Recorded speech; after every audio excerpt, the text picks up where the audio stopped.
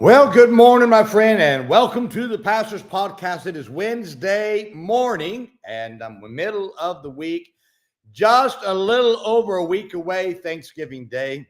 I'll be honest with you, Thanksgiving, it tends to be more of my favorite holiday than any other, and I'm thankful for what the Lord does for us. Boy, we have a lot to be thankful for. Good day yesterday, got a lot accomplished yesterday.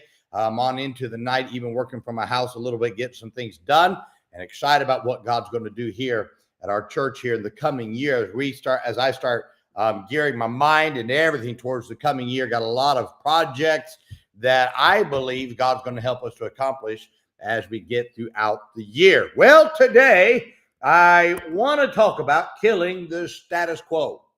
In Acts chapter 24, verse 5, it says, "For we have found this man a pestilent fellow, a mover of sedition among all the Jews throughout the world, and a ringleader of the sect of the Nazarenes." Now, one reason why Christianity is not making much of a difference in our society is because many believers are okay with the status quo, average. Most feel they are good Christians as long as they are like everyone else. However, the problem with looking at the status quo is that the status quo never reaches the millions of people who are headed for hell. All you have to do is look at our churches in America, and you will see that most of them are satisfied with the status quo. I was talking to one of my assistant pastors about a Sunday we had just had, and he made this statement. He said that most pastors in churches would be thrilled to have the crowd that we had the previous Sunday. That previous Sunday, our main floor was just about packed out. We had a couple of sections with a few seats open, and the first three rows of the balcony were packed, with the side sections of the balcony also filled. And as I talked to my assistant pastor, I told him that though most people would be thrilled, my problem is that it bothers me to see these empty seats. Those seats on the main floor should have been filled, and the remaining rows on the balcony should have had someone sitting in those seats. Now, it does not matter to me what everyone else may like.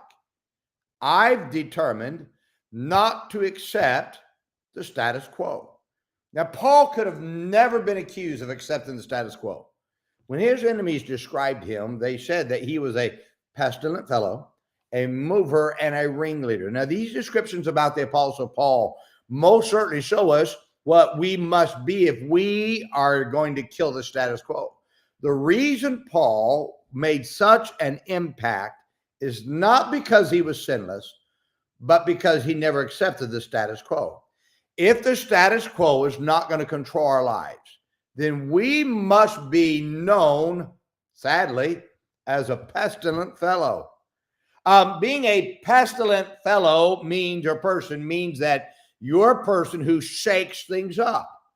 If you're okay with what you have, you will never be known as the pestilent fellow. You see, if you desire to be liked by the brethren, you will never shake things up. In fact, you'll be highly disliked by the brethren if you do shake things up. Paul wasn't liked by everybody. The status quo brethren don't like that someone shakes things up and makes them look bad. But if we don't shake things up, the coldness of the status quo leads to indifference towards the lost. This world needs believers who are pestilent fellows, people who shake things up for Christ. Moreover, if the status quo is not going to control our lives, then we must be known as a mover. A mover is one who makes things happen. So not only do we need to shake things up, but we need to make things happen. One who's self-motivated. That's what we need to be. Before a person ever becomes a mover, they have a vision of great things happening. And they take their vision and make it a reality. Movers are influential, not because of what they say, but because of what they're doing. Get busy doing. If we get busy doing something to try to make our vision a reality, then you will become a mover. So not only do I need to shake things up, I need to become a mover, one that is self-motivated, that makes things happen.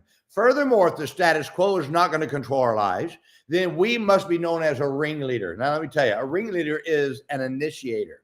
A ringleader does not wait for others to make things happen. They make things happen and follow, and people follow. So the ringleader doesn't look to be the leader. They just find a way to make things happen. And all of a sudden, they've become the leader because people follow.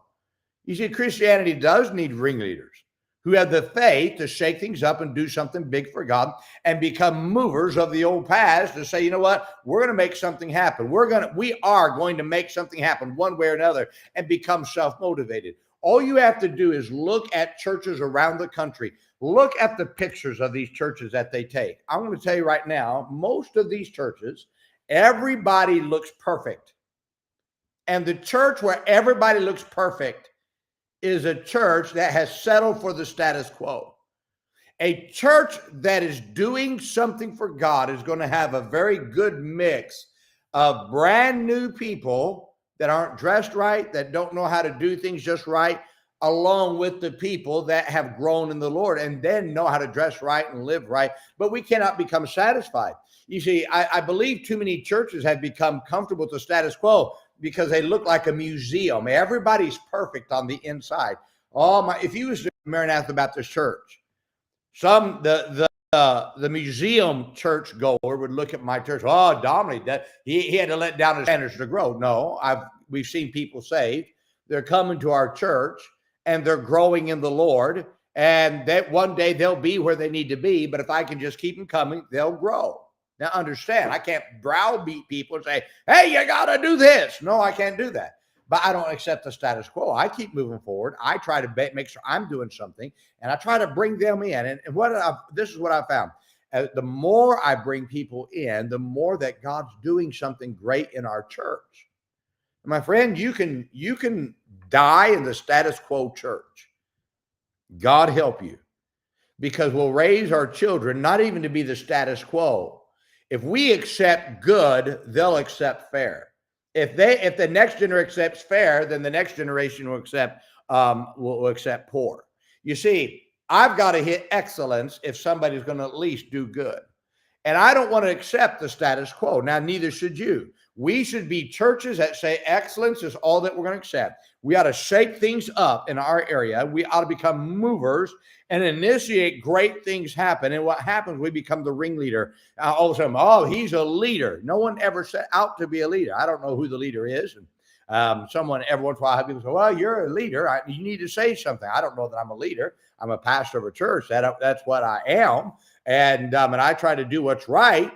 Whether I'm a leader or not, I don't know. See, too many of the museum caretakers are the leaders. And what's happened is the museum caretakers who are leaders, because they've accepted the status quo, have fed status quo among our churches. I want to make a statement that's going to make some people maybe either think or get mad. The biggest preachers in our movement in the independent Baptist churches today are museum caretakers that have accepted the status quo and are doing nothing in their church. Check it out. See when's the last time they had a big day. See how many souls that they're seeing saved, themselves and the church. I'm amazed.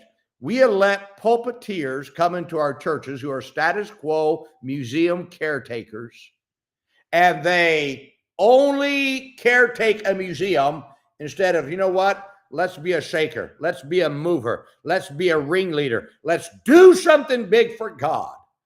My friend, if you're in a church that has a museum caretaker that's just okay with the status quo, get out, get yourself into a church that's a pestilent fellow, a shaking things up. That's a mover, a ringleader, someone who's doing something. But my friend, this world is dying and going to hell. We need people that shake it up, that move, and do something great. The ringleaders will take care of themselves. You see, but if you're in the museum where the caretaker's okay with the status quo, and we're all okay because we all look good, then let me tell you something. In museums, a bunch of dead corpses that are dressed up, and that's what your church will become, and that's what you'll become. So if you don't want to be a dead corpse dressed up, get out of the museum church with the caretaker who caretakes the status quo and get in a place where you have a mover and a shaker who's doing something for God and see God do something. Say, well, Rachel, there's nothing in my area. Then move out of your area and get to where there is something. But we've got to do something in this old country if we're going to turn it back to Christ. My friend, I challenge you, take this truth and become a shaker, a mover, and do something great for God. How we need that in today's world. Well, I hope this is a great help to you today. Now let's remember, be good to everyone. Everyone's having a tough time.